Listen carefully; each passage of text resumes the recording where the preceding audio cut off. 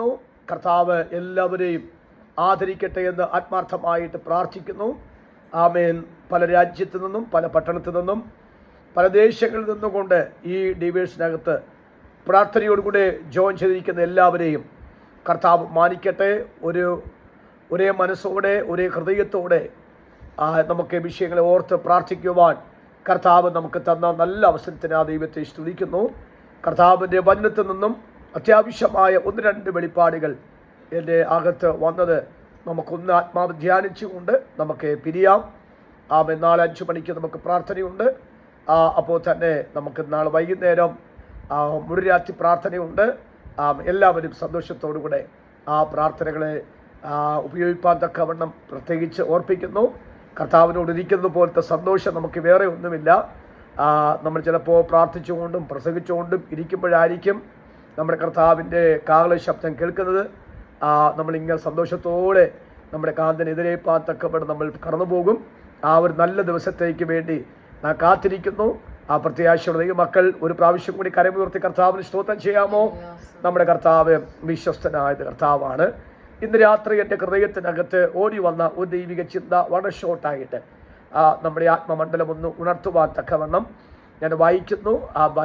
93-ാമത്തെ സങ്കീർത്തനം, അതിൻ്റെ 2-ാമത്തെ വാക്യവും 5-ാമത്തെ വാക്യവുമാണ്. 93-ാമത്തെ സങ്കീർത്തനം, അതിൻ്റെ 2-ാമത്തെ വാക്യവും അതിൻ്റെ 5-ാമത്തെ വാക്യം കൂടെ പ്ലീസ്. നിന്റെ സിംഹാസനം പുരാതനമേ സ്ഥിരമായിരിക്കുന്നു, നീ അനാദിയായുള്ളവൻ തന്നെ. നിന്റെ സാക്ഷ്യങ്ങൾ എത്രയും നിശ്ചയമുള്ളവ, യഹോവേ വിശുദ്ധി നിന്റെ ആലയത്തിന് എന്നേക്കും ഉചിതം തന്നെ. ആമേൻ. 2 കാര്യം. ഒന്ന്, പുരാതനമേ സ്ഥിരമായിരിക്കുന്ന ഒരു കർത്താവിൻ്റെ ശബ്ദം. 2, കർത്താവിൻ്റെ സാക്ഷ്യങ്ങൾ മുഴുവനും എത്രയും നിശ്ചയമുള്ളവ. ഈ 2 കാര്യവും ദൈവമക്കളുടെ വിടുതലിന് വേണ്ടി ഞാൻ ശുശ്രൂഷിപ്പാൻ ആഗ്രഹിക്കുന്നു. വളരെ പ്രാർത്ഥനയോടുകൂടെ ആ വചനത്തിൻ്റെ വെളിപ്പാട് സ്വീകരിക്കുവാൻ ഞാൻ കർത്താവിൻ്റെ നാമത്തിൽ ആവശ്യപ്പെടുന്നു. 2-ാമത്തെ വാക്യത്തിൽ നീ അനാദിയായുള്ളവൻ തന്നെ എന്നൊരു വാക്കുണ്ട്. കർത്താവേ, നീ അനാദിയായുള്ള കർത്താവാണ്. എന്താ ആ വാക്കിൻ്റെ അർത്ഥം? ആദി ഇല്ലാത്തവൻ, അല്ലെങ്കിൽ ആരംഭമില്ലാത്തവൻ, അല്ലെങ്കിൽ തുടക്കമില്ലാത്തവൻ. ഒന്നുകൂടി പറഞ്ഞാൽ, നാം ജനിക്കുന്നതിനും കോടാനുകോടി യുഗങ്ങൾക്ക് മുമ്പിൽ തന്നെ ഉള്ളവനായ ഒരു കർത്താവിനെയാണ് അവിടെ പ്രസന്റ് ചെയ്തിരിക്കുന്ന വാക്ക്. 2, അവൻ നിത്യനാദൈവമാണ്. അനാദി എന്ന വാക്കിന് എപ്പോഴും നിലനിൽക്കുന്നവനായ ഒരു കർത്താവാണ്. എപ്പോഴും നിലനിൽക്കുന്നവനായ ഒരു ദൈവത്തെ അവിടെ വരച്ച് കാണിക്കുന്നുണ്ട്. അനാദികാലം വളരെ പണ്ട് മുതൽ ഉള്ളവനായ കർത്താവ്.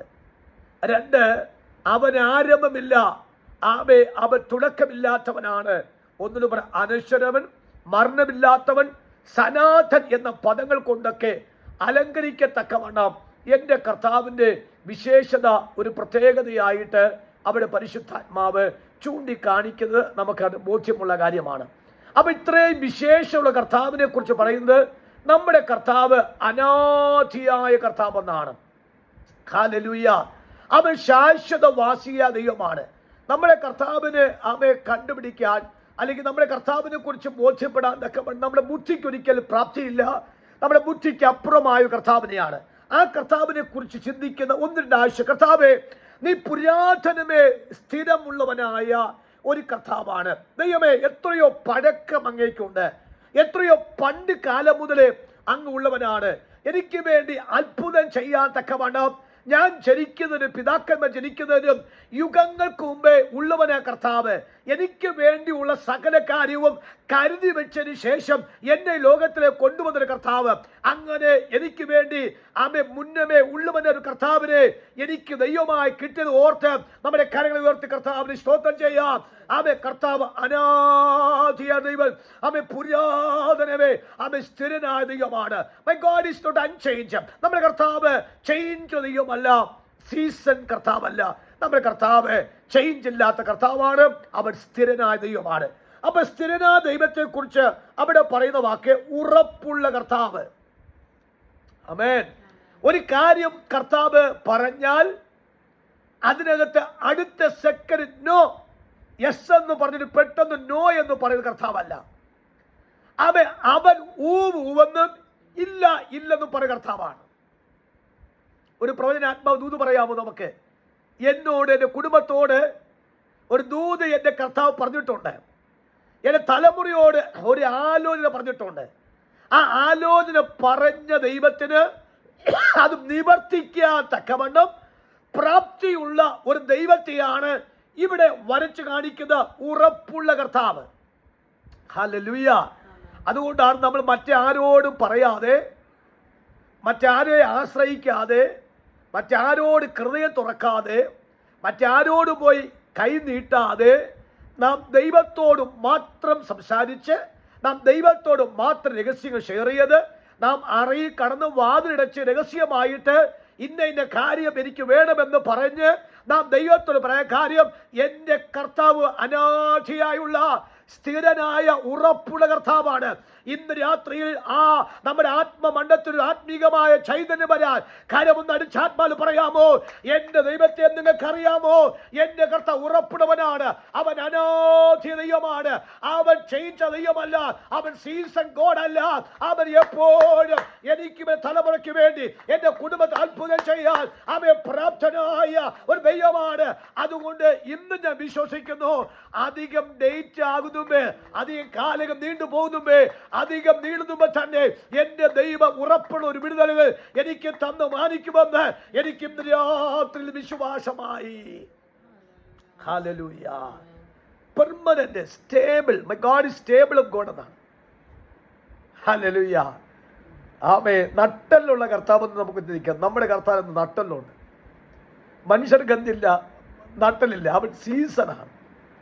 Price God. എന്നോട് എത്രയോ വ്യക്തി പറഞ്ഞു, തരാം പാസ്റ്റർ എന്ന് പറഞ്ഞിട്ട് എത്രയോ പ്രാവശ്യം തരാൻ നന്മയുണ്ടായിട്ട് പോലും പിന്നെ ഇല്ല എന്നൊരു വാക്ക് പറഞ്ഞു. നമ്മളൊരു വിശ്വാസിയോട് ഞാൻ അല്പം കാശ് കടം ചോദിച്ചു, എൻ്റെ വീട് പണിക്ക്. അവർക്ക് നന്മയുള്ള കാര്യം എനിക്കറിയാം. അപ്പോൾ അവർ തന്നില്ല, കടം തന്നില്ല. സ്തോത്രം. എന്നോട് പല പ്രാവശ്യങ്ങളും പൈസ മേടിച്ചിട്ട് തിരിച്ചു തന്നിട്ടുണ്ട്. അപ്പോൾ ആ സിസ്റ്റർ ഓർത്തത്, ഈ പാസ്റ്റർക്ക് വരുമാനമില്ലാത്ത പാസ്റ്റർക്ക് അദ്ദേഹം കടം വാങ്ങിക്കഴിഞ്ഞാൽ എങ്ങനെ തിരിച്ചു തരും? സ്വത്രം. Price the Lord. അദ്ദേഹത്തിന് തിരിച്ചു തരാൻ ഈ വഴിയില്ലാത്ത മനുഷ്യനക്ക് ഞാൻ കടം കൊടുത്താൽ എൻ്റെ പൈസ വെള്ളത്തിലാകുമെന്ന് ഓർത്ത് സ്വത്രം. ഞാൻ ഇന്ന് രാത്രി പറയാം, ഇതാണ് മനുഷ്യൻ്റെ മൈൻഡ്. എന്നാൽ എൻ്റെ ദൈവത്തോട് കർത്താവ് എനിക്ക് ഇന്നൊരു ആവശ്യമുണ്ട് കേട്ടോ കർത്താവ് എന്ന് പറഞ്ഞാൽ അവൻ നോ എന്നത് എൻ്റെ കർത്താവിന് ഡിക്ഷണറി ഇല്ലല്ലോ. ഇത്ര ആവേശത്തോടെ എന്നെ പ്രസംഗിക്കാൻ എന്നെ പ്രാപ്തനാക്കിയതും ആവേശം കൂട്ടിയതും എൻ്റെ കർത്താവ് എനിക്ക് തന്ന നന്മകൾ ഏറ്റവും ശ്രേഷ്ഠമായിരുന്നു. നോ എന്ന് പറഞ്ഞിട്ടില്ല. അവൻ്റെ ഹൃദയം തുറന്ന്, അവൻ്റെ കരം തുറന്ന്, മനസ്സ് തുറന്ന് എന്നെയോ 1000 വട്ടം സഹായിച്ചവൻ എൻ്റെ ദൈവം.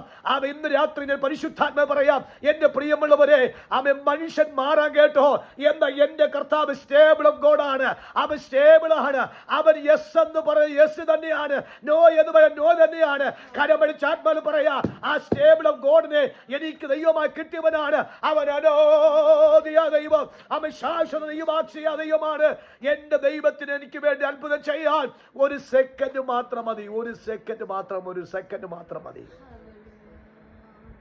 ഹല്ലേലൂയ. Price the Lord. ഒന്ന്, സ്ഥാനത്ത് നിന്നും വ്യതിചലിക്കാത്ത കർത്താവ്. ആ വാക്കിൻ്റെ അർത്ഥം ഞാൻ പറയാണ്. സ്ഥിരമായ, പുരാതനമേ സ്ഥിരമായ കർത്താവിനെ കുറിച്ചുള്ളൊരു 1-2 പോയിന്റ് ഞാൻ ആത്മാവിൽ പറയാം. ഒന്ന്, സ്ഥാനത്ത് നിന്നും വ്യതിചലിക്കാത്ത കർത്താവ് എന്ന് പറഞ്ഞാൽ ദൈവം എന്ന പദവിയിൽ നിന്നും കർത്താവ് മാറത്തില്ല. മനസ്സിലാകുന്നുണ്ടോ? ദൈവം എന്ന പദവിയിൽ നിന്നും മാറത്തില്ല. വിശ്വസ്തൻ എന്ന പേരിൽ നിന്നും പുള്ളി മാറത്തില്ല. അപ്പോൾ വിശ്വസ്തൻ, വിശ്വസിക്കാൻ കൊള്ളാവുന്നവൻ എൻ്റെ കർത്താവ്, ആ പദവിയിൽ നിന്ന് ദൈവം മാറത്തില്ല. 2, അടുത്ത വാക്ക്, ആശ്രയിപ്പാൻ കൊള്ളാവുന്നവൻ, ആ പദവിയിൽ നിന്ന് കർത്താവ് മാറത്തില്ല. Praise the Lord. ഈ പത്രോസ് പറഞ്ഞു, കർത്താവ് നീ വെള്ളത്തിൽ കൂടി നടന്നപ്പോൾ എനിക്കൊരു കൊതി തോന്നുന്നു. ഇന്ന് വരെ ആരും അങ്ങനെ നടക്കുന്നത് ഞാൻ കണ്ടിട്ടില്ല. കർത്താവ് മാത്രമാണ് ആദ്യം നടക്കുന്നത് കാണുന്നത്. അപ്പം എനിക്കൊരു മോഹം, ഒന്ന് നടന്നാൽ കൊള്ളാം.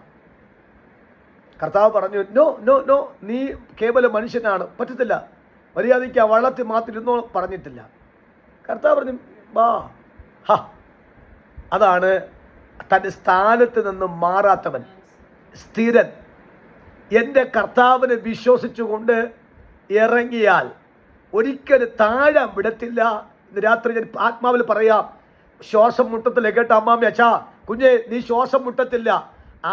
അവനോട് ആ കർത്താവിനെ ആശ്രയിക്കാൻ തക്കവണ്ണം ആശ്രയിപ്പാൻ കൊള്ളാവുന്നവനെന്ന് ലോകം പറഞ്ഞിട്ടുണ്ടെങ്കിൽ, നാം പറഞ്ഞിട്ടുണ്ടെങ്കിൽ, ആ സ്ഥാനത്ത് നിന്ന് മാറാത്തവനാണ് ഈ ദൈവം. അതാണ് തന്റെ സ്ഥാനത്ത് നിന്ന് മാറാത്തവൻ ദൈവമാണ് കർത്താവ്. ഹല്ലേലൂയ. രണ്ടാമത്തെ വാക്ക്, എപ്പോഴും നിലനിൽക്കുന്നവനെ കർത്താവ്, എപ്പോഴും നിലനിൽക്കുന്നവൻ എന്ന് പറഞ്ഞാൽ, അന്വേഷിച്ചു പോയ ഈ നമുക്ക് ചെറിയൊരു കാര്യം അറിയാം. ഈ സ്തോത്രം, യാക്കോബിനെ കിണറിൻ്റെ ചുവട്ടിൽ യേശു ഇരിക്കുകയാണ്. ശമരിയ സ്ത്രീ വെള്ളം കോരാൻ വന്നു.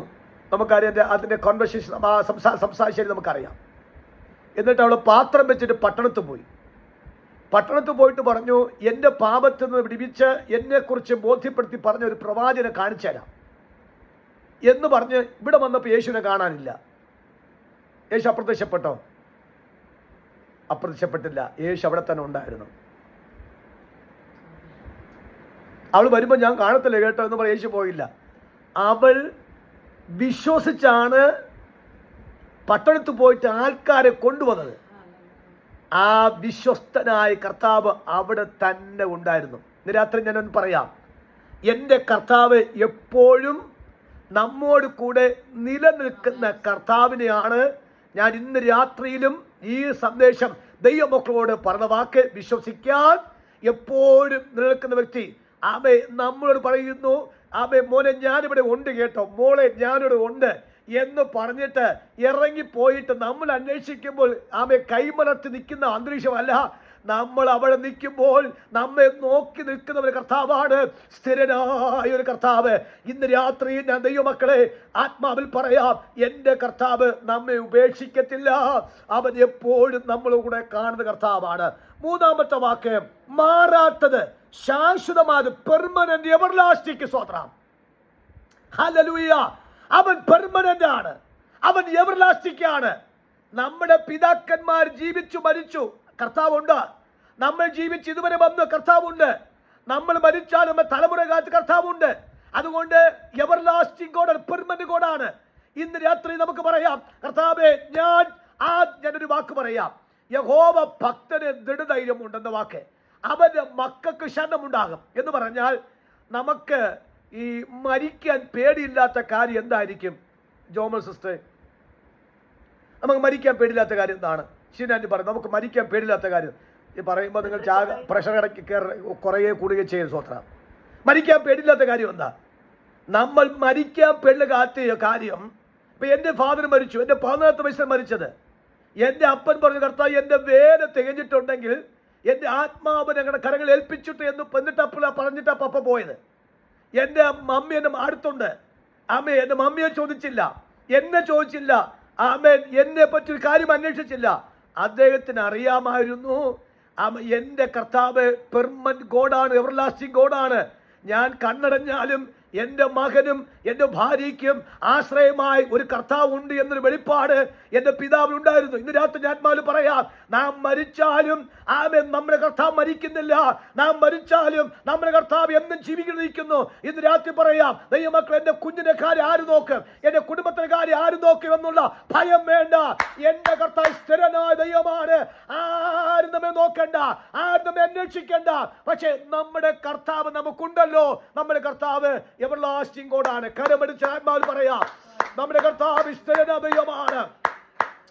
അവൻ പുരാതനമായി അവൻ സ്ഥിരമായ കർത്താവ്. അബ്രഹാം തന്റെ മകനായ ഇസഹാക്കിനെ ആ കർത്താവിനെ പരിചയപ്പെടുത്തി കൊടുത്തു. ഇസഹാക്ക് തന്റെ മകനായ യാക്കോബിനെ ദൈവത്തെ പരിചയപ്പെടുത്തി കൊടുത്തു. യാക്കോബ് തന്റെ 12 മക്കൾക്ക് ആ ദൈവത്തെ പരിചയപ്പെടുത്തി കൊടുത്തു. ഇന്ന് ലോകത്തിന് പരിചയപ്പെടുത്തി കൊടുപ്പാൻ തലമുറയായി പിതാക്കന്മാരും മാതാവ് പരിചയപ്പെടുത്തി കൊടുക്കുവാൻ ഉള്ള ഒരൊറ്റ വ്യക്തി ഉണ്ടെങ്കിൽ അത് യേശു മാത്രമാണ്.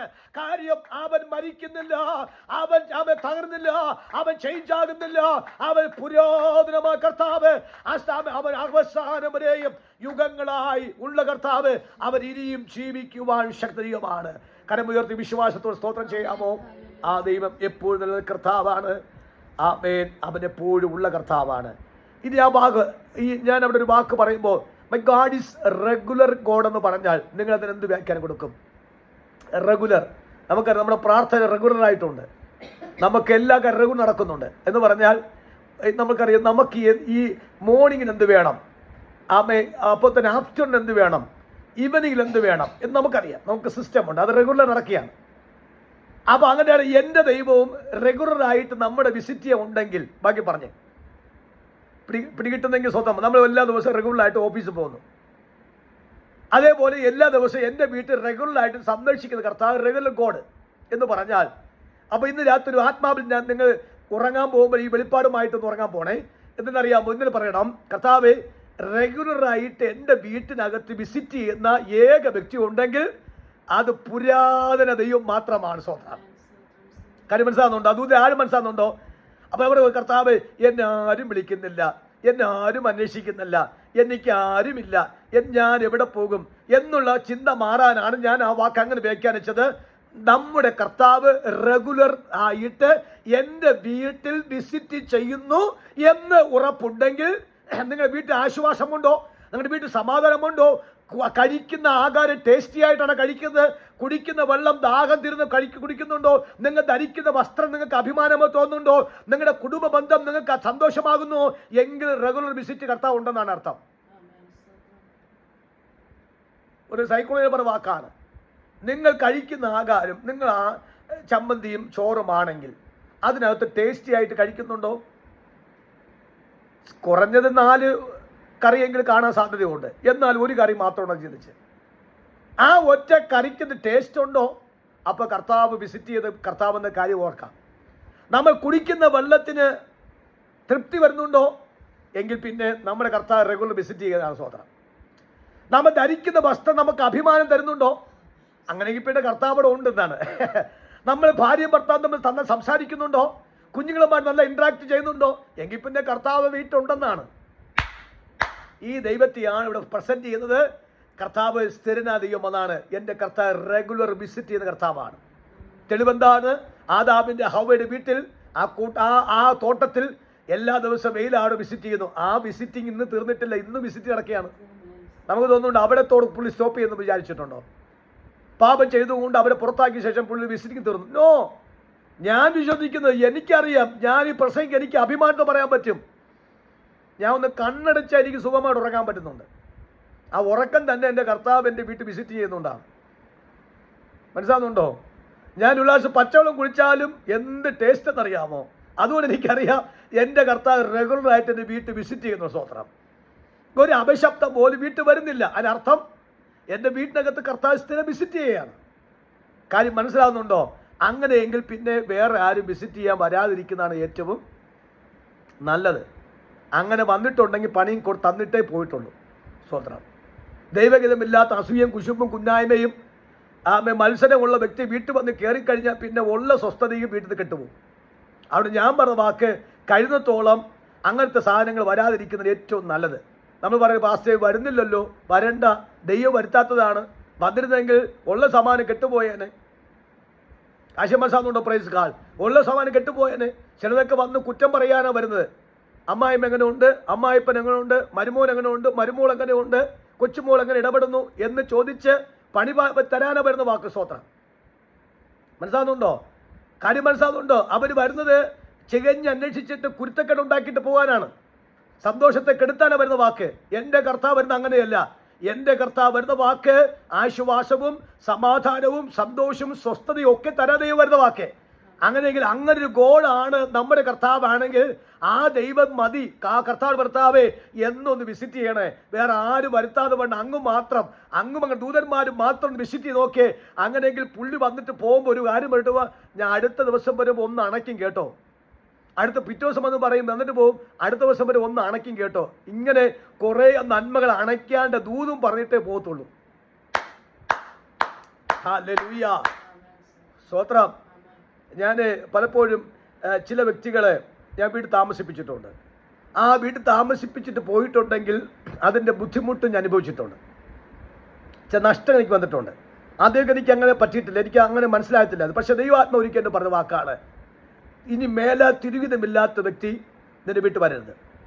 എൻ്റെ മൊബൈലിനകത്ത് ഒരാൾ ഇഷ്ടംപോലെ പ്രാവശ്യം വിളിക്കുന്നുണ്ട്, ഫേസ്ബുക്കിനകത്ത് ഫ്രണ്ട് റിക്വസ്റ്റ് അയക്കുന്നുണ്ട്. ഞാൻ അദ്ദേഹത്തെ പർപ്പസ്ലി അദ്ദേഹത്തെ ഞാൻ അക്സെപ്റ്റ് ചെയ്യാത്തതാണ്. കാര്യം അദ്ദേഹം വരുന്നത് നമ്മൾ സന്തോഷം കാണാനോ നമ്മെ അനുഗ്രഹിക്കാനോ വരുന്നതല്ലെന്ന് എനിക്ക് മനസ്സിലായി. ഞാൻ പറഞ്ഞ അർത്ഥം വേണ്ട, ദൈവികതമില്ലാത്തവരെ നമ്മളും വിസിറ്റ് ചെയ്യേണ്ട, നമ്മുടെ അടുത്ത് വിസിറ്റ് ചെയ്ത് വേണ്ട കാര്യം. പ്രൈസല്ലോ, ഞാൻ പറഞ്ഞല്ലോ കുറ്റവും കുറവും പറയാനാണ് വരുന്ന വാക്ക്. എന്നോട് കഴിഞ്ഞ ദിവസം ചോദിച്ചു എങ്ങനെയുണ്ട് അവർ. ഞാൻ പറയും എങ്ങനെയുണ്ട് അങ്ങ് പോയി ചോദിച്ചാൽ മതി, എന്നോട് ചോദിക്കുന്നതിന് ചോദ്യം. സ്തോത്ര. ഇനി എൻ്റെ വായിൽ വല്ല കിട്ടിയിട്ട് വേണം അതുകൊണ്ട് കൊടുത്ത് വഴക്കുണ്ടാക്കിയുള്ള ബന്ധം മുറിക്കാൻ. എനിക്ക് അതിനെ കിട്ടത്തില്ല. സ്തോത്രം. കാര്യങ്ങൾ മനസ്സിലാവും. ദൈവമൊക്കെ മനസ്സിലാവുന്നുണ്ടോ? Praise lord. നമ്മുടെ കർത്താവ് ആരാണ്? സ്ഥിരം നമ്മുടെ കൂടെ വിസിറ്റ് ചെയ്യാൻ തക്ക വരുന്ന കർത്താവ്. ആ ദൈവത്തെ നമുക്ക് ഇന്ന് രാത്രി ഓർത്ത് സ്തോത്രം ചെയ്യാം. നിരന്തരമായി സ്തോത്രം, എപ്പോഴും കൺസിസ്റ്റൻ്റായിട്ടും ഏത് സമയത്തും നമ്മുടെ വീട്ടിൽ എൻ്റെ കർത്താവ് വിസിറ്റ് ചെയ്യാൻ വരുന്നത്. ഈ പ്രാർത്ഥനയിൽ ജോയിൻ ചെയ്തിരിക്കുക ദൈവമക്കൾ ഞാൻ പറയാം, ഇന്ന് ഒരു ടെസ്റ്റ് നടത്തണം. എൻ്റെ കർത്താവ് ഇന്ന് എൻ്റെ വീട്ടിൽ വിസിറ്റ് ചെയ്തിട്ടുണ്ടെങ്കിൽ ഒരു ഡീപ്പ് സ്ലീപ്പ് നമുക്കിന്ന് രാത്രി ലഭിക്കും. ഭയങ്കര ആശ്വാസം, നല്ല സ്വപ്നം കാണും, നല്ല ദർശനം കാണും. നമ്മൾ പോകുന്ന റൂട്ട് ദൈവം തെളിയിപ്പിച്ചരും. പറയും മോനെ ഇതാണ് റൂട്ട്, ഇതാണ് നിൻ്റെ യാത്ര, ഇതാണ് നിൻ്റെ പദ്ധതി, നിൻ്റെ തലമുറയെക്കുറിച്ചുള്ള പദ്ധതി ഇതാണ്, അത് മാത്രം നീ അന്വേഷിച്ചാൽ മതി എന്ന നിലയിലേക്ക് ഒന്ന് സഞ്ചരിച്ചു നോക്കിയേ. അതിനെല്ലാം ദൈവം അതിൻ്റെ റിസൾട്ട് ഇന്ന് രാത്രി തരും. ഒന്ന് ടെസ്റ്റ് ചെയ്യണം. അടുത്ത ദിവസം എന്നോട് പറയണം, പാസ്റ്റേ ശരിതാണ് കേട്ടോ, കർത്താവ് എന്നെ വിസിറ്റ് ചെയ്ത കാര്യം ഇപ്പോഴാണ് മനസ്സിലായത്, അതിന് സ്വസ്ഥത മൊത്തം ഞാൻ ഇന്ന് രാത്രി അനുഭവിച്ചു, എനിക്ക് അതിൻ്റെ മറുപടി കിട്ടിയെന്ന് നിങ്ങൾക്ക് മനസ്സിലാക്കണം. My God is visiting God. നമ്മുടെ കർത്താവ് സ്ഥിര ദൈവമാണ്. നമ്മുടെ സന്ദർശിച്ച കർത്താവാണ്. നമ്മുടെ കർത്താവ് നമ്മുടെ കൂടെ സദാകാലമുള്ള കർത്താവാണ്. ആ ദൈവത്തിൻ്റെ കൃപയ്ക്ക് സ്തോത്രം ചെയ്യുന്നു. ഞാൻ അവിടെ അതിൻ്റെ ഒരു ദൂത് പറഞ്ഞ നിശ്ചയം എന്ന വാക്ക്. നിശ്ചയം എന്ന വാക്ക് ഷുവർ, SURE, ഷുവർ എന്ന വാക്കാണ്. അതിൻ്റെ അർത്ഥം എന്ന് പറഞ്ഞ കാര്യം ഞാനൊരു വാക്ക് ദൃഢ നിശ്ചയം എന്ന വാക്ക്, ഡിറ്റർമിനേഷൻ, സ്ഥിര നിശ്ചയമുള്ളൊരു വ്യക്തി. അത് നമുക്ക് ഇന്ന് രാത്രി പറയാൻ പറ്റും. ആ വാക്കിതാകുന്നു, ജയിക്കുമെന്ന് ഒരു കുഞ്ഞിന് ഒരു ദൃഢനിശ്ചയം ഉണ്ടായാൽ. ഒരു കുഞ്ഞു പറ, അങ്കളെ ഞാൻ എക്സാം എഴുതിയിട്ടുണ്ട് കേട്ടോ, ഞാൻ ജയിക്കും. അതെങ്ങനെ കിട്ടിയ അതിൻ്റെ ആ വാക്ക്? എനിക്ക് ആ ജോലി സ്ഥിരമാകും കേട്ടോ പാസ്റ്റേ. അതെങ്ങനെ പറഞ്ഞത്? എനിക്ക് അപ്പോയിൻമെന്റ് ലെറ്റർ കിട്ടും കേട്ടോ പാസ്റ്റേ എന്നങ്ങനെ പറയാൻ കിട്ടിയ എവിടെ നിന്ന് കിട്ടിയത്? ഈ പുരാണ ദൈവത്തിനെ കുറിച്ചുള്ള വെളിപ്പാട് കിട്ടിയ ശേഷമാണ്. മനസ്സിലാകുന്നുണ്ടോ? ഈ നിശ്ചയം എന്ന വാക്ക് പറയണമെങ്കിൽ അനാദി ആ ദൈവത്തെക്കുറിച്ചുള്ള അറിവ് നമുക്ക് വന്നതുകൊണ്ടാണ്. എൻ്റെ കുഞ്ഞിന് വിവാഹം നടക്കും കേട്ടോ ബാസ്, ഇന്ന മാസം നടക്കും, എനിക്ക് ആ വിസ കിട്ടും കേട്ടോ ബാസ് എന്നൊരു വാക്ക് പറയുന്നുവെങ്കിൽ അത് ഗുഡ് കോൺഫിഡൻ്റ് ആണ്, ആത്മധൈര്യമാണ്. ഒന്ന് സ്തോത്രം ചെയ്യാമോ? എൻ്റെ കടം മാറും ബാസ്, ഈ ആണ്ട് തന്നെ കടം മാറും. അത് കോൺഫിഡൻ്റ് ആണ്, ദൃഢധൈര്യമാണ്. ഇതെങ്ങനെ കിട്ടി?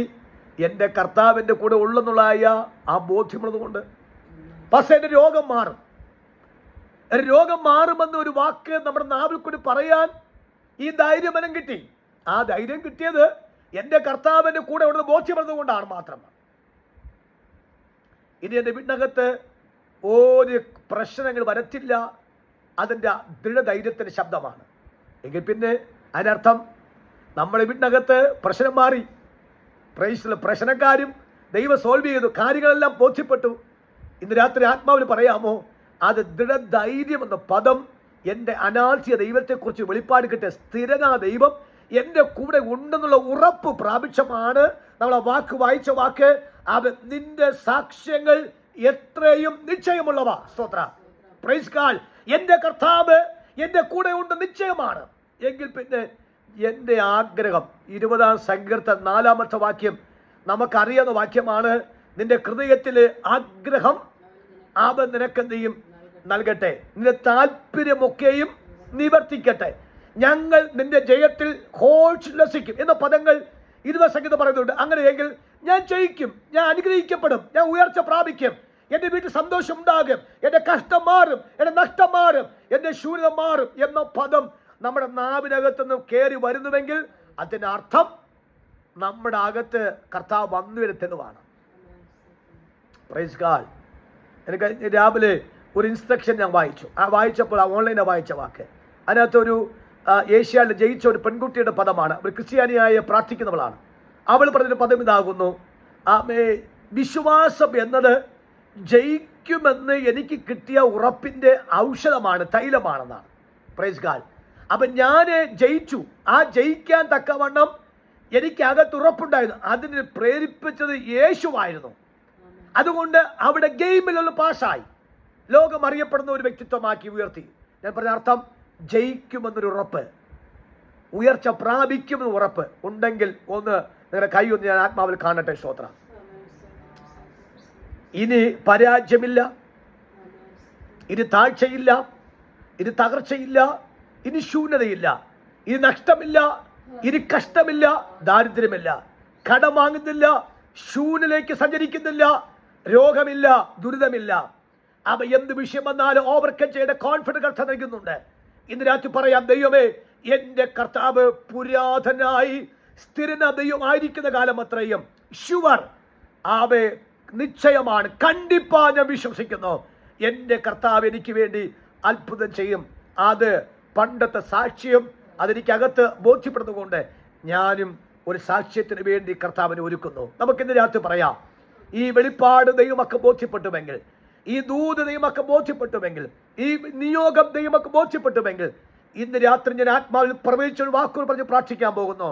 ഈ 2026 ആമേ നമുക്ക് വരുന്ന ഓരോ മാസങ്ങളും അത്ഭുതങ്ങളിലേക്ക് നിങ്ങൾ ചവിട്ടിക്കേറും.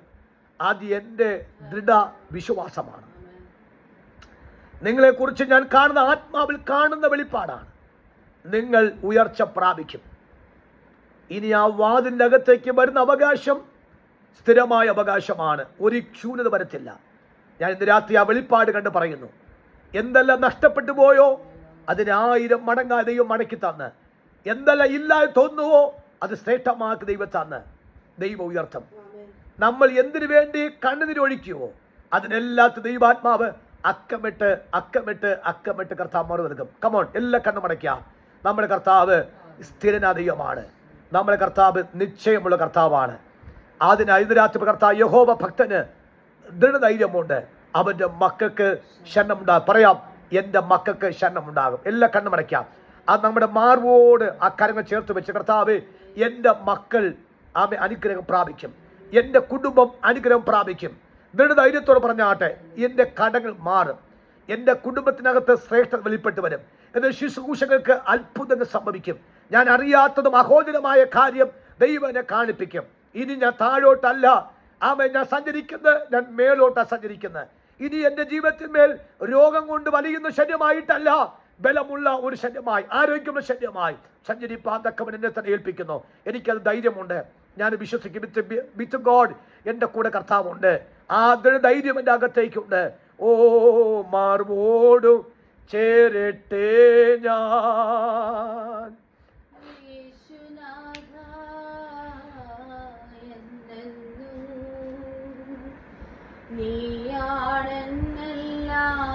നീയാണെന്നെല്ലാമെല്ലാം യേശുനാഥ,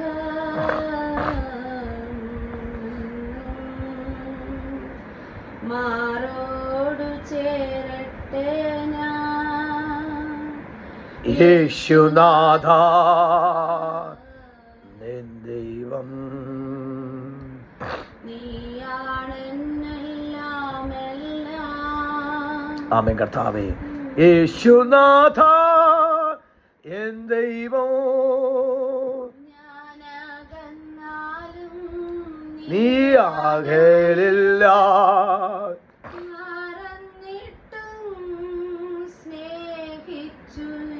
ഓ ഓ ഞാൻ ആകെന്നാലും നീ ആകലില്ല, ഞാൻ സ്മരണട്ടും സ്നേഹിച്ചു നീ എന്റെ എല്ലാം എല്ലാം നീയേ. എൻ ജീവനും പ്രാണനും നീയേ. ഓ നിന്റെ എല്ലാം എല്ലാം നീയേ. എൻ ജീവനും പ്രാണനും നീയേ. നിൻ മാർവോടു ചേരട്ടെ ഞാൻ യേശുനാഥ, എൻ ജീവിതം നീയാണൻ അപ്പാ. എന്നുമെന്നും എൻ പിതാവ്, ഞാനകന്നാലും നീ അകലില്ല, ഞാൻ മറഞ്ഞിട്ടും സ്നേഹിച്ചു നീ. ഞാൻ മകന്നാലും നീയാകലില്ല, ഞാൻ മറഞ്ഞിട്ടും സ്നേഹിച്ചു നീ. എന്റെ എല്ലാമെല്ലാം പറയാമോ ചേർന്ന്? എൻ ജീവനു പ്രാണനും നീയേ. എന്റെ എല്ലാമെല്ലാം അപ്പാ നീയേ. എൻ ജീവനും പ്രാണനും നീയേ.